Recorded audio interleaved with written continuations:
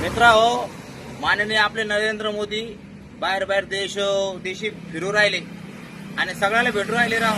पण मी काय एवढा मोठा फॅन हा या मला भेटायला नाही राव. मायला मित्र मग इच्छा आहे नरेंद्र मोदीला भेटायची. त्याने एकदम टपरी राव मस्त भस्काला हे शेंगदाण्याची पट्टी खावा दे ना. हा आता तिकडे कोलकात्याला गेले, तिकडे ते खारीमुरी का काजूबुरी काय ते खाल्लं राव. किती फेमस झाला तो टपरी दुकानदार तो बिचारा.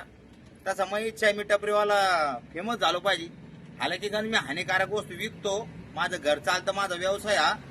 मी याच्यासाठी मी दिलगिरी व्यक्त करतो. परंतु त्याने एकदा मला येऊन भेटा बाबा, आहे की नाही. आता तिकडे गेले, मॅलेडी खाल्ली काय, मॅलेडी दाखवली काय त्या बाई सोबत, आहे की नाही. तर मग आपलं म्हणणं बघ, एखाद्या हेलिकॉप्टरनं बटरबट असं बटबट बटबट करत करत आपल्या टपरीपासून असं खाली उतराव.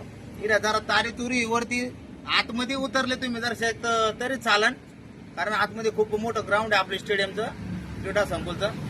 तर मग मोदी साहेब जरा आम्हाला भेटायला या, जरा आम्हाला फेमस करा. तुमचे फॉलोअर्स आहे आम्ही तुम्हाला लाईक करतो, आहे की नाही हो.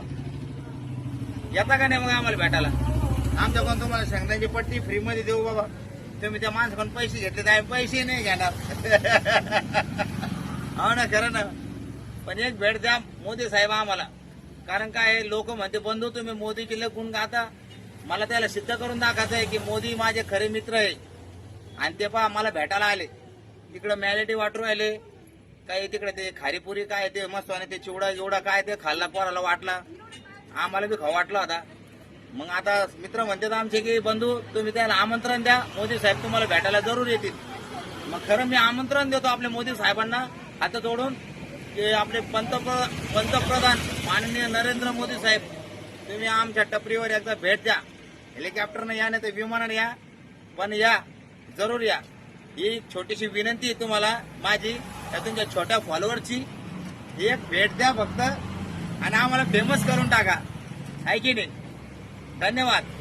जय हिंद, जय महाराष्ट्र.